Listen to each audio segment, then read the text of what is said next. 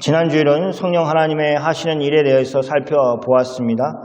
예수님은 또 다른 보혜사이신 성령님을 이 땅에 보내주셨습니다. 예수님은 제자들에게 성령 하나님이 이 땅에 오시면 하실 일을 미리 말씀하셨습니다. 그렇게 할 수 있었던 것은 그 일이 이미 계획된 일이었기 때문입니다. 또 예수님은 자신이 성령 하나님을 보내실 분이라고 말씀하고 있기 때문입니다. 이 성령님은 세상에 오셔서 세상을 책망하실 것이라고 말씀하셨습니다. 저는 이 세상 속에 우리 그리스도인도 포함되었다고 말씀드렸습니다. 책망을 하시는 것의 긍정적인 의미는 그 책망이 책망으로 끝나는 것이 아니라 세상을 구원하신 예수님께로 나아가도록 하는 역할을 하기 때문입니다. 책망은 분명 심판과는 다릅니다. 그러므로 성령 하나님은 책망이 끝이 아니라 시작되는 사역을 하시는 것입니다.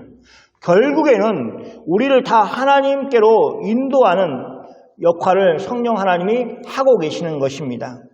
그러므로 성령 하나님이 책망하시는 사역을 우리가 인정하는 것이 중요합니다. 그것은 우리를 회개의 자리로 이끕니다. 잘못을 깨닫고 하나님께로 나오도록 합니다.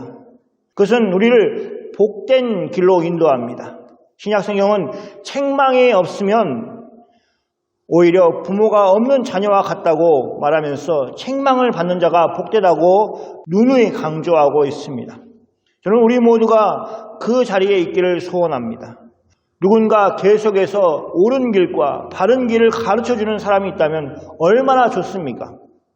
그런데 그 일을 영이신 하나님이 하십니다. 언제나 변함없는 성령 하나님이 우리를 위해서 그 일을 해주시는 것입니다. 오늘 우리는 요한복음 15장 1절에서 7절 말씀을 중심으로 예수님과 우리의 관계가 어떤 관계인지, 예수님이 우리를 부르신 목적이 무엇인지를 확인하려고 합니다.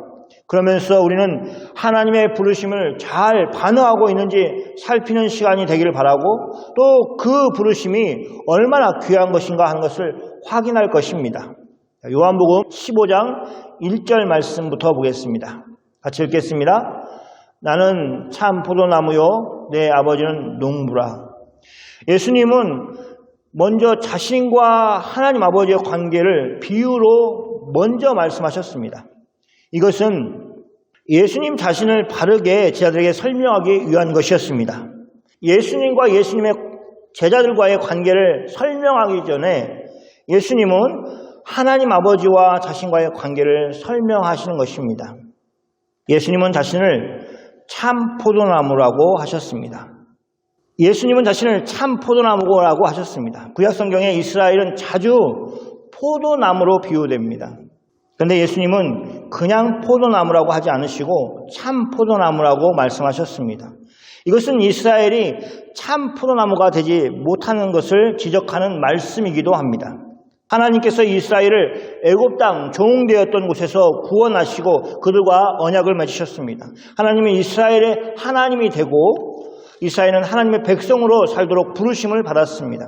하나님은 그 언약을 신실하게 지키시는 반면 이스라엘은 마치 음행한 여인처럼 그 약속을 지키지 않았습니다. 그러므로 그들은 참 이스라엘로 살지 못했습니다.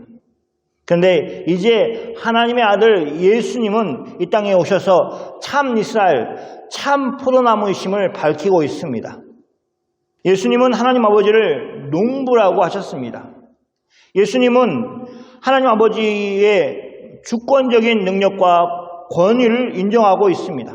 농부가 자신의 포도원의 포도나무를 가꾸고 마음껏 자기의 뜻대로 하는 것처럼 하나님은 온 세상의 주인이 되셔서 세상을 주관하시는 분이심을 말하는 것입니다. 농부이신 하나님은 참 포도나무이신 예수님을 통해서 일하실 것을 말하고 있습니다. 농부로서 하나님은 무슨 일을 하십니까? 요한복음 15장 2절 말씀입니다. 같이 읽겠습니다. 무릇 내게 붙어 있어 열매를 맺지 아니하는 가지는 아버지께서 그것을 제거해 버리시고 무릇 열매를 맺는 가지는 더 열매를 맺게 하려 하여 그것을 깨끗하게 하시느니라. 첫 번째, 깨끗하게 하신다. 하나님은 농부로서 일하십니다. 그래서 일하시는 하나님이 우주 만물을 다 지으시고 창조하시고 나서 아무것도 안 하시는 하나님이 아니라 끊임없이 역사 가운데 개입하셔서 하나님의 뜻 가운데 그 역사가 흘러가도록 하시는 분이십니다. 농부처럼 일하십니다. 예수님이 제 아들에게 제일 먼저 말씀하시는 전제는 예수님께 붙어 있는 것입니다. 내게 붙어 있어 라는 표현입니다. 뒤에 다시 나오지만 예수님께 붙어 있지 않는 가지는 아예 본문에서 언급도 하고 있지 않습니다. 그런데 예수님께 붙어 있어 열매를 맺지 아니하는 가지가 있을 수 있는가 하는 생각을 우리가 먼저 할 필요가 있습니다. 성경은 나무의 어떠함을 그 열매로 안다고 말하고 있습니다. 실제 생활에서도 그렇습니다. 자두나무와 살구나무를 구분하기가 어렵습니다. 열매로는 너무 쉽죠. 살구와 자두는 구분이 됩니다. 그 흔한 배나무와 사과나무도 열매가 없이는 구분하지 못할 때가 많습니다. 못하는 사람들이 많이 있습니다. 그런데 열매가 있으면 어떻습니까? 너무 쉽게 이 나무가 배나무다, 이 나무가 사과나무다, 이 나무가 살구나무다 라고 얘기할 수 있는 것입니다. 예수님은 아버지께서 예수님께 붙어 있어 열매를 맺지 않는 가지를 제거해 버리신다고 말씀하고 있습니다. 그 말은 그런 가지는 존재하지 않는다는 것을 한편으로는 말하고 있는 것입니다. 예수님께 붙어 있으면서도 열매를 맺지 아니하는 가지는 존재하지 않습니다. 그것은 하나님 아버지께서 농부로서 일하시면서 그것을 제거해 버리시기 때문입니다. 이런 사실이 그리스도인들에게 경고가 되어 열매를 맺는 삶을 살아야겠다라고 하는 것을 촉구하기 위한 것이 아닙니다. 오히려 이어서 나오는 말을 강조하기 위해서 앞에 전제를 깔고 있는 것입니다. 예수님은 이어서 무릇 열매를 맺는 가지에 대해서 말씀하십니다. 이 말씀은 무릇 내게 붙어 있어 열매를 맺는 가지라고 우리는 읽을 수 있습니다. 그런 가지는 하나님 아버지께서 어떻게 하십니까? 더 열매를 맺게 하려 하여 그것을 깨끗하게 하십니다. 우리는 이 말씀 속에서 하나님이 더 열매 맺기를 원하신다는 것을 알 수 있습니다. 그리고 그것은 다른 방법으로 얻을 수 있는 것이 아니라 깨끗하게 하시는 것으로 가능함을 알 수 있습니다. 가지에게 그렇게 깨끗하라고 요구하는 것이 아니라 아버지께서 가지를 깨끗하게 하신다고 그렇게 성경은 말하고 있습니다.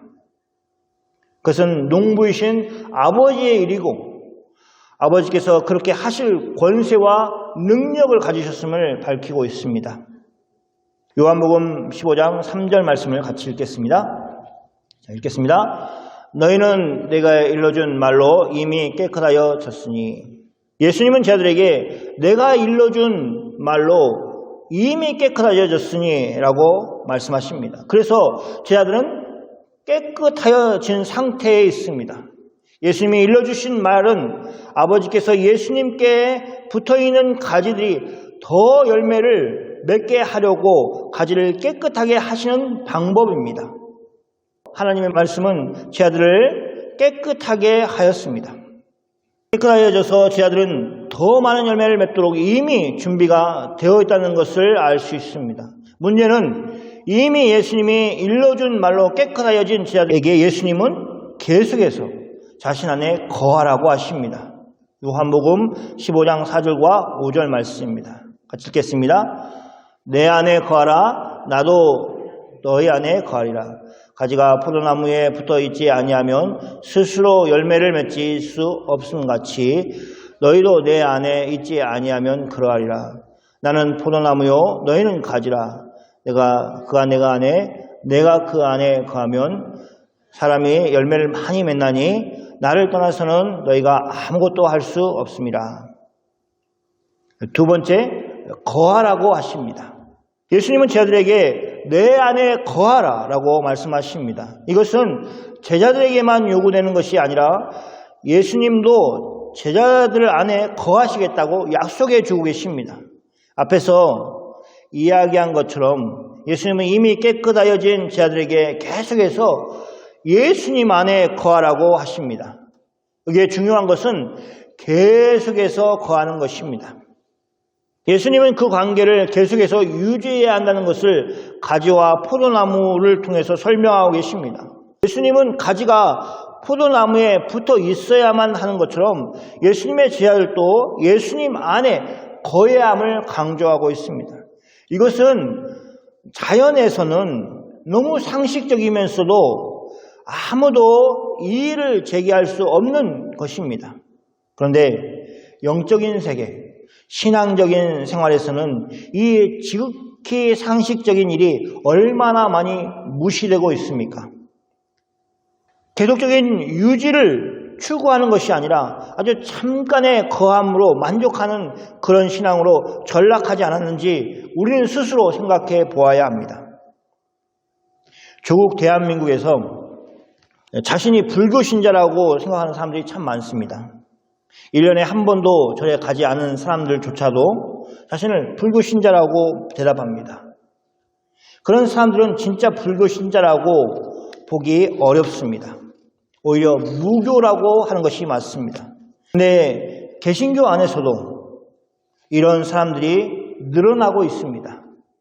교회당에 가서 하나님께 예배드리는 것을 우습게 여깁니다. 교인들끼리 교제하는 것을 무시합니다. 그런 형태의 신앙은 절대 건강하다고 말할 수 없습니다. 건강하지 못한 신앙은 결국에는 잘못된 길로 가기가 쉽습니다. 그러므로 우리의 모든 것을 가지고 온 마음과 온 뜻과 온 정성으로 하나님을 섬기려는 노력을 부단히 해야 합니다. 그것을 하나님이 기뻐하십니다. 우리는 늘 온전하게 하나님 안에 거하는 사람이 되기 위해서 힘써야 합니다. 예수님은 제자들에게 아주 단호하게 말씀하십니다. 가지가 포도나무에 붙어 있지 아니하면 스스로 열매를 맺을 수 없음 같이 너희도 내 안에 있지 아니하면 그리하리라. 예수님은 제자들에게 예수님 안에 거하라고 하시면서 그렇지 않으면 열매를 맺을 수 없다고 아주 분명하게 제자들에게 가르치셨습니다. 제자들은 이스라엘 사람입니다. 포도나무와 그 가지에 대해서 잘 알고 있습니다. 예수님의 말씀은 자신들이 지켜보았던 일상에서의 삶 속에서 아주 쉽게 잘 이해할 수 있는 말씀으로 비유로 말씀해 주신 것입니다. 그래서 그들이 다 이해하였을 것입니다. 여기에서 예수님이 강조하는 것은 제자들 스스로 열매 맺을 수 없다는 것입니다. 예수님은 제자들에게 열매를 많이 맺는 방법에 대해서 가르치십니다.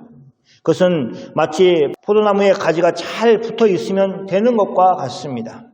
예수님은 제자들에게 자신 안에 거하라고 말씀하십니다.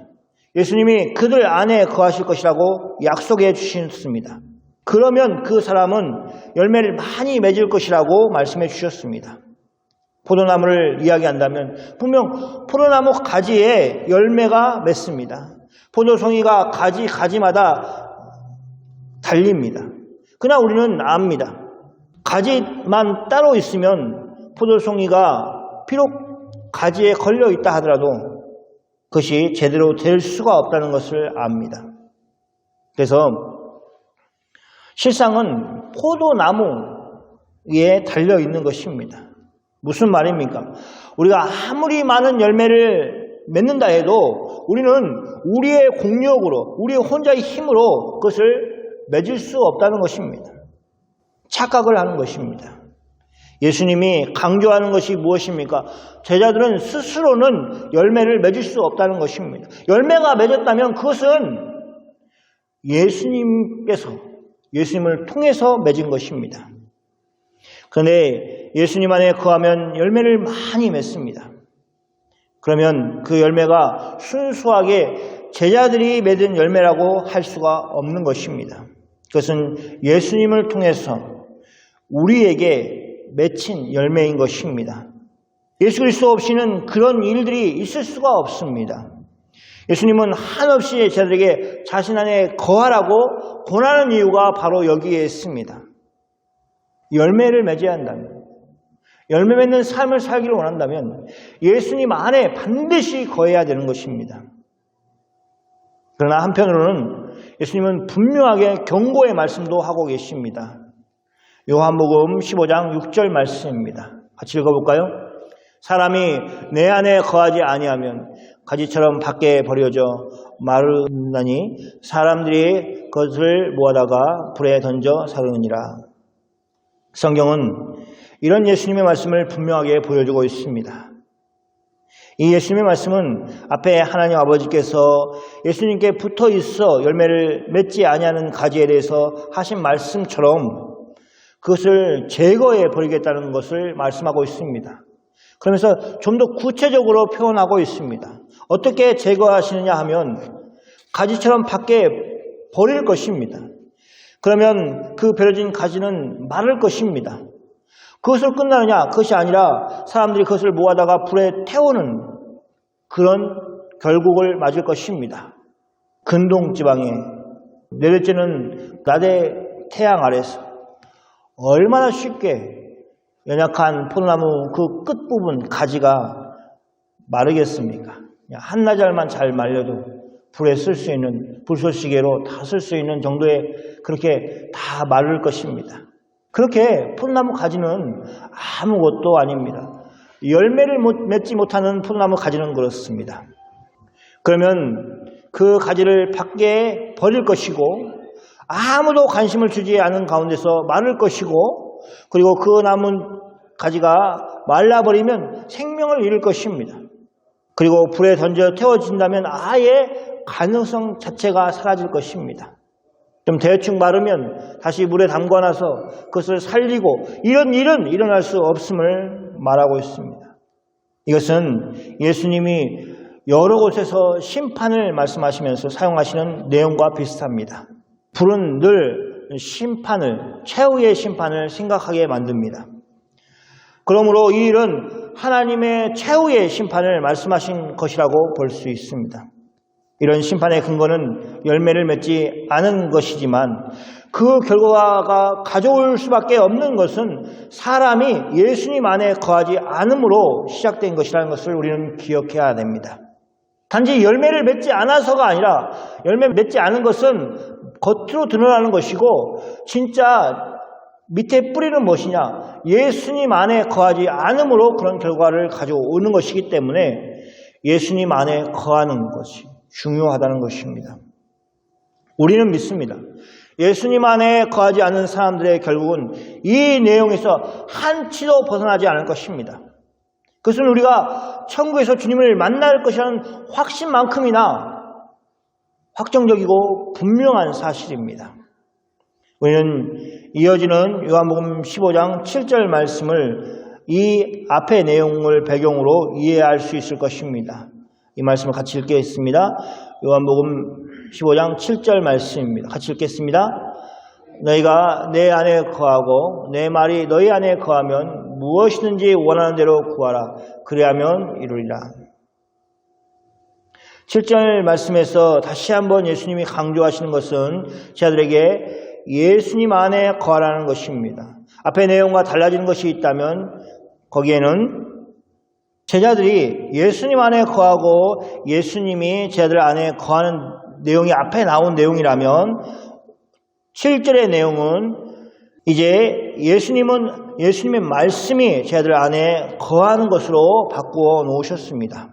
여기서 예수님은 자신의 말씀과 자신을 같은 의미로 사용하고 계십니다. 요한복음에서는 처음부터 예수님을 말씀으로 소개하고 있습니다. 요한복음을 시작하면서 요한복음 1장 1절에 이 말씀은 곧 하나님이시니라 라고 선언하고 있습니다. 그리고 요한복음 1장 14절 말씀에서 이렇게 말하고 있습니다. 같이 읽겠습니다.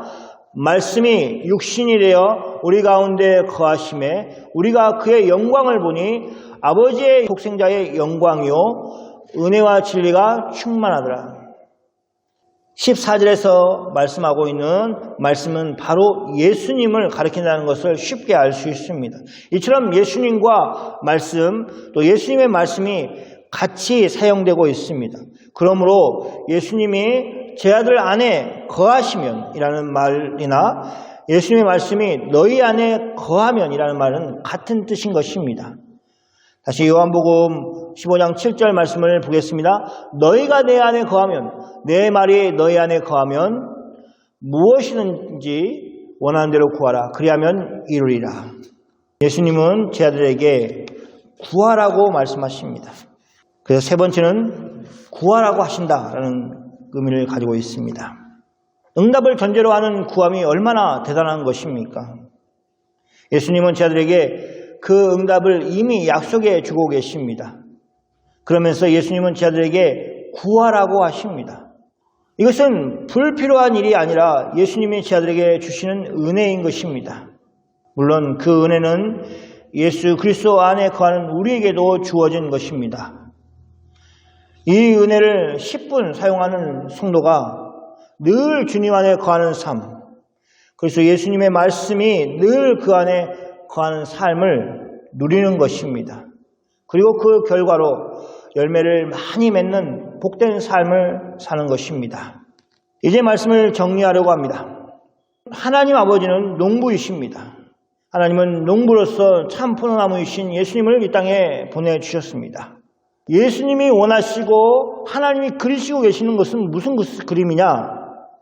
농부이신 하나님은 참 포도나무이신 예수님을 통해서 참 포도나무, 참 이스라엘인 신약 백성들을 만들어내실 계획을 가지고 계신 것입니다. 처음 그 포도나무와 똑같은 포도나무 열매를 맺는 그런 포도나무를 만드시려는 것이 하나님의 계획입니다. 우리는 이제 믿음으로 참 포도나무이신 예수님께 접붙여 있는 존재입니다. 잠깐 그렇게 하면 되는 것이 아니라 그 안에 거해야 됩니다. 계속 붙어 있어야만 됩니다. 붙어 있어야만 열매를 맺습니다. 열매를 많이 맺을 수 있습니다. 나무의 뿌리에서 올라오는 진액을 받아야 합니다. 그렇게 해야 되는 이유는 스스로 열매를 맺을 수 없기 때문입니다. 열매는 가지에서 맺지만 그러나 전적으로 나무에 의탁하고 열매를 맺는 것이 가지의 모습입니다. 우리는 예수님의 말씀이 우리 속에서 역사하도록 그렇게 힘써야 합니다. 그리고 기도해야 됩니다. 기도는 우리가 예수님 안에 있다는 증거면서 또 예수님 안에서 계속해서 거할 수 있는 그 힘을 공급하는 도구입니다. 믿음이 있는 사람은 기도합니다. 기도하는 사람은 믿음 안에 거할 수 있습니다. 사랑하는 성도 여러분, 하나님은 우리를 예수 안에서 부르셔서 열매 맺게 하셨습니다. 그것은 자연스러운 것입니다. 우린 예수님처럼 선한 열매를 맺어 하나님께 영광을 돌리는 삶을 살아야 합니다. 우리 자신을 의지하는 것이 아니라 우리를 사망 원세에서 구원하여 주신 예수님을 힘입으면서 살아야 합니다. 늘 기도하면서 우리의 삶에 하나님이 원하시는 열매를 많이 맺도록 그렇게 힘써야 합니다.